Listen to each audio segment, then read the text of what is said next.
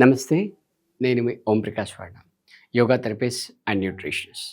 Very soon అంటే అతి తక్కువ కాలంలో భారతదేశం ప్రపంచంలో డయాబెటిక్ క్యాపిటల్‌గా తయారవ్వబోతుంది. ఆల్మోస్ట్ అలా అయిపోయింది. సో, వీటికి రీజన్ ఏంటి అని ఆలోచించినట్టయితే అసలు అంటే వేరే దేశాలతో కంపేర్ చేసినట్టయితే ఇండియాలో ఎందుకు ఈ డయాబెటిస్ ఇంత ఎక్కువగా ఉంది అని ఆలోచించినట్టయితే బేసిక్‌గా చెప్పాలంటే లైఫ్ స్టైల్. అంటే పిల్లాడు స్కూల్ నుంచి ఉన్నప్పటికి కూడా అంటే మీరు వేరే కంట్రీస్‌లో మీరు అబ్జర్వ్ చేసినట్టయితే అబ్బాయికి కానీ, అమ్మాయికి కానీ రెగ్యులర్ అకాడమిక్స్‌తో పాటు ఖచ్చితంగా ఒక స్పోర్ట్ ఉంటుంది. అలాగే ఒక ఆర్ట్ ఉంటుంది. రైట్? స్పోర్ట్ అనేది బాడీ స్ట్రెస్ రిలీజ్ చేయడానికి. అదే ఆర్ట్ అనేది మైండ్ స్ట్రెస్‌ని రిలీజ్ చేయడానికి. ఇంకా డీటెయిల్‌గా చెప్పాలంటే అసలు ఆస్ట్రేలియాలో ఒక ఇద్దరు గనుక కొత్తగా ఫ్రెండ్ అయితే అంటే ఒక వ్యక్తి ఇంకో వ్యక్తిని కొత్తగా ఫ్రెండ్‌షిప్ చేసుకుంటే ఫస్ట్ అడిగే క్వెషన్ ఏంటంటే, "నీ హాబీ గేమ్ ఏంటి? అసలు నువ్వు ఏ గేమ్ ఎక్కువగా ఆడుతుంటావు?" అని చెప్పి వాళ్ళు అడుగుతుంటారు. సో, అంటే వాళ్ళు అలొకేట్ చేస్తుంటారు టైంని కూడా. అంటే ఈవెన్ స్కూలింగ్‌లో కూడా చెప్పాను కదా! పెద్ద పెద్ద గ్రౌండ్స్ ఉంటాయి.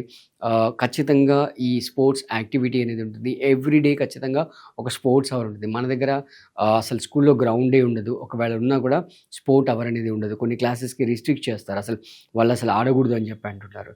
అసలు ఇన్‌ఫాక్ట్ మనం అర్థం చేసుకోవాల్సిన విషయం ఏంటంటే, ఆ 1 అవర్ గనుక స్పోర్ట్స్ ఆడి మైండ్ రిలాక్స్ చేసుకున్నట్లయితే, మిగతా 23 అవర్స్ ప్రొడక్టివ్‌గా ఉంటుంది అనే విషయాన్ని అసలు గమనించాలి. సో, లైఫ్ స్టైల్ అనేది డిస్టర్బ్ అవ్వడం వల్ల ఈ డిసీజెస్ అంటే మనకొచ్చే ఇప్పుడు బ్లడ్ ప్రెషర్ గానీ, డయాబెటిక్ కానీ, రైట్, థైరాయిడ్ ఇవన్నీ కూడా లైఫ్ స్టైల్ డిజార్డర్ వల్ల వచ్చే డిసీజెస్. సో, ఈరోజు మనం ఈ వీడియోలో మనం ఈ డయాబెటిస్ గురించి డీటెయిల్‌గా డిస్కస్ చేస్తాం. సో, మన దగ్గర చాలామంది ఆన్‌లైన్ క్లాసెస్‌లో డయాబెటిక్స్‌తో బాధపడుతున్న వాళ్ళు క్లాసెస్ జాయిన్ అయ్యి రైట్ మన దగ్గర లైఫ్ స్టైల్ చేంజెస్ ప్రోగ్రామ్స్ తీసుకొని యోగాసనాస్ కంటిన్యూ చేస్తూ తర్వాత డైట్స్ తీసుకొని వాళ్ళు డయాబెటీస్ నుంచి ఈజీగా బయటపడ్డారు. సో, మీరు కూడా అలా బయటపడాలనుకుంటే మీరు స్క్రీన్ పైన ఎంత నెంబర్ స్క్రోల్ అవుతుందో ఆ నెంబర్‌కి కాంటాక్ట్ చేయొచ్చు. So, coming to the exact reasons అంటే ఎందుకు వస్తున్నాయి అనే దాని గురించి మనం డీటెయిల్‌గా వన్ బై వన్ డిస్కస్ చేసినట్టయితే బేసిక్‌గా 3 రీజన్స్ అని చెప్పుకోవచ్చు. ఫస్ట్ వచ్చేసి లైఫ్ స్టైల్, సెకండ్ వచ్చేసి మన డైట్, థర్డ్ వచ్చేసి ఫిజికల్ యాక్టివిటీస్. సో, ఒక 20 ఇయర్స్‌లో అంటే 20, 30 ఇయర్స్‌లో చూసినట్లయితే మన ఇండియన్ జాబ్ సినారియో ఒక కంప్లీట్ షిఫ్ట్ వచ్చేసింది. అంటే మేజర్‌గా సాఫ్ట్‌వేర్ ఎంప్లాయీస్ తయారయ్యారు. అంటే మీరు యావరేజ్‌గా ఏ ఇంట్లో చూసినా కూడా మినిమమ్ ఒక సాఫ్ట్‌వేర్ ఎంప్లాయీ ఉంటారు. సో, ఈ సాఫ్ట్‌వేర్ ఎంప్లాయీ అంటే లైఫ్ ఒకసారి షిఫ్ట్ అయిపోయేసరికి అంటే ఆ ఎర్నింగ్ స్టేజ్ అంటే what you can say calibre capacity అనేది ఒక 4, 5 ఫోల్డ్స్ పెరిగేసరికి ఇమ్మీడియేట్‌గా వాళ్ళు వాళ్ళ లైఫ్ స్టైల్‌ని చేంజ్ చేసేసుకున్నారు. అప్‌గ్రేడ్ చేసేసారు. ఓకే. Well and good. మీరు అప్‌గ్రేడ్ చేసుకుంటే మంచిది. నేనేం కాదనట్లేదు. But at the same time అన్నీ బ్యాలెన్స్‌లో ఉంటున్నాయో లేదో చెక్ చేసుకోండి. మీరు సఫిస్టికేటెడ్‌గా మీ లైఫ్ కంఫర్ట్స్ మీరు చూసుకోవచ్చు. But at the same time life imbalance అవ్వకుండా చూసుకోవాలి. ఫర్ ఎగ్జాంపుల్ ఒక లయన్ కానీ, ఒక టైగర్ గానీ రైట్ నాన్ వెజ్ తింటుంది. హంట్ చేసి తింటుంది. అంటే ఒక వాట్ యూ కెన్ సే దాని జంతువు ఒక జింకని గానీ వేటాడి తిందనుకోండి.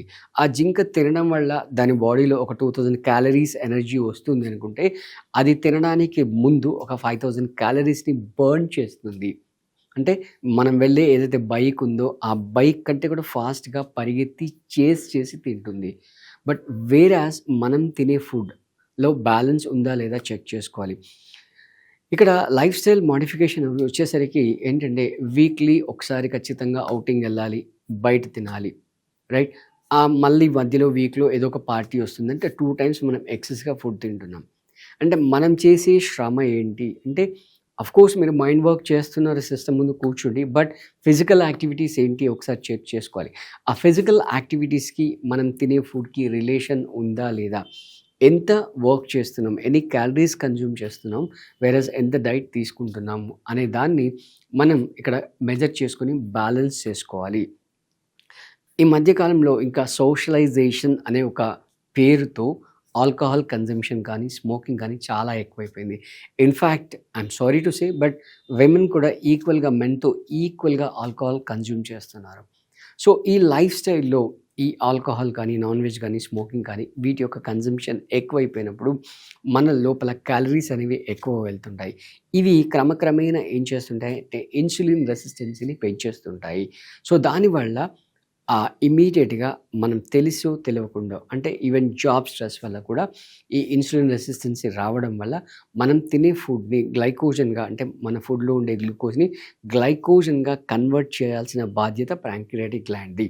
అదెప్పుడు పాసిబుల్ అవుతుంది అంటే అది తగిన మోతాదులో ఇన్సులిన్‌ని ప్రొడ్యూస్ చేసినప్పుడు మాత్రమే అది పాసిబుల్ అవుతుంది. ఎప్పుడైతే అది ఇన్సులిన్‌ని ప్రొడ్యూస్ చేయదో అప్పుడు ఆ గ్లైకోజన్‌గా కన్వర్ట్ అవ్వకుండా ఆ గ్లూకోజ్ డైరెక్ట్‌గా షుగర్‌లో అంటే బ్లడ్‌లోకి రిలీజ్ అయిపోయి బ్లడ్ షుగర్ అనేది రైజ్ అయిపోతుంటుంది. సో, దీనికి ఫస్ట్ మనం చేయాల్సిన మోస్ట్ ఇంపార్టెంట్ థింగ్ ఏంటంటే పెప్టైడ్ టెస్ట్ అనేది చేసుకోవాలి. అది కాకుండా మామూలుగా షుగర్ టెస్ట్ చేసుకోవడం లేదా హెచ్‌బీఏ1 లెవెల్ చేసుకోవడం వీటి వల్ల మీకు ఎగ్జాక్ట్‌గా ప్యాంక్రియాటిక్ స్టేటస్ ఏంది అనేది తెలీదు. మీకు ప్యాంక్రియాటిక్ స్టేటస్ తెలియాలంటే ఖచ్చితంగా పెప్టైడ్ టెస్ట్ చేసుకోవాలి. అది చేసిన తర్వాత అప్పుడు మీ ప్యాంక్రియాస్ ఎలా వర్క్ చేస్తుంది అనేది మనం చూసుకోవాలి. సో, దానికి అంటే మన దగ్గర లైఫ్ స్టైల్ డిజార్డర్స్ కరెక్షన్స్‌లో ఫస్ట్ వాళ్ళ లైఫ్ స్టైల్‌ని సెట్ చేస్తూ నెక్స్ట్ ఫేజ్‌లో వాళ్ళ డైట్‌ని సెట్ చేస్తాం. వాళ్ళ డైట్‌ని సెట్ చేస్తూ నెక్స్ట్ వాళ్ళకి ఆసనాస్ అనేవి ప్రిస్క్రైబ్ చేస్తాం. సో, ఈ 3 గనక కరెక్షన్ చేసుకున్నట్లయితే అసలు చెప్పాలంటే అసలు డయాబెటిస్ అనేది అసలు ఒక డిసీజే కాదు. It's only disorder. సింపుల్‌గా చెప్పాలంటే ఒక ట్రైన్ ట్రాక్ మీద వెళ్తుంటే అది డీరేల్ అయిపోయినప్పుడు అంటే పట్టాలు తప్పి కింద పడిపోయినప్పుడు దాన్ని ఒక క్రెయిన్ ఉపయోగించి మళ్ళీ దాన్ని యాజ్ ఇట్ ఈస్‌గా ట్రాక్ మీద పెడితే అది రెగ్యులర్‌గా మళ్ళీ ట్రాక్ మీద నడుస్తుంది. సో, ఆ విధంగా ఈ డీరేల్ అయిన ప్యాంక్రియాటిక్ గ్లాండ్‌ని మళ్ళీ ట్రాక్ మీదకి తీసుకొస్తే ఇమ్మీడియేట్‌గా మనం దాని నుంచి బయటపడొచ్చు. మినిమమ్ 4 మంత్స్ టు 6 మంత్స్ టైంలో గనక ఈ 3 ఫ్యాక్టర్స్‌ని మనం కంట్రోల్‌లో చేసుకున్నట్లయితే ఈజీగా బయటపడొచ్చు. అండ్ ఎస్పెషల్లీ మనకు యోగాలో పర్టిక్యులర్ ఆసనాస్ ఉంటాయి. ఈ ఆసనాస్ మెయిన్‌గా ఆ ప్యాంక్రియాటిక్ గ్లాండ్‌ని టార్గెట్ చేస్తూ వర్క్ చేస్తుంటాయి. సో, ఫర్ ఎగ్జాంపుల్ మండూకాసన్ గానీ, భుజంగాసన్ గానీ ఇలాంటి ఆసనాస్ ఆ ప్యాంక్రియాటిక్ గ్లాండ్‌ని యాక్టివేట్ చేస్తూ వర్క్ చేస్తుండడం వల్ల మనం దాని యొక్క ఫంక్షన్‌ని తిరిగి ట్రాక్‌లోకి పెట్టొచ్చు. దురదృష్టం ఏంటంటే సొసైటీలో ఒక మైండ్ ప్రింట్ అయిపోయింది. ఏంటంటే డయాబెటిస్ అనేది ఒకసారి వస్తే పోదు. థైరాయిడ్ అనేది ఒకసారి వస్తే పోదు. బ్లడ్ ప్రెషర్ అనేది ఒకసారి వస్తే పోదు అని మెంటల్‌గా ఫిక్స్ చేశారు. బేసికల్‌గా అది ఒక డిసీజ్ కాదు అనే ఫ్యాక్ట్‌ని గనక మనం అర్థం చేసుకొని మన లైఫ్ స్టైల్‌ని కరెక్షన్ చేసుకున్నట్లయితే దాని నుంచి ఈజీగా బయటపడొచ్చు. ఒకవేళ మీరు అలా కమిటెడ్‌గా గనక ఉంటే నేను చెప్పిన మీరు ఓన్‌గా ఫాలో అయితే ఫాలో అవ్వచ్చు. లేదు మీరు మన కమ్యూనిటీలో జాయిన్ అయ్యి దాని నుంచి బయటపడాలంటే బయటపడొచ్చు. స్క్రీన్ పైన ఎంత నంబర్ స్క్రోల్ అవుతుందో దానికి కాల్ చేసి మీరు క్లాసెస్‌లో జాయిన్ అయ్యి రెగ్యులర్ మన కోర్సెస్‌ని పెయిడ్ కమ్యూనిటీలో పొందొచ్చు. ఓకే. సో, మేము చెప్పినవి ఫాలో అవ్వండి. ఈజీగా మీరు డయాబెటిస్ నుంచి బయటపడొచ్చు. Thank you.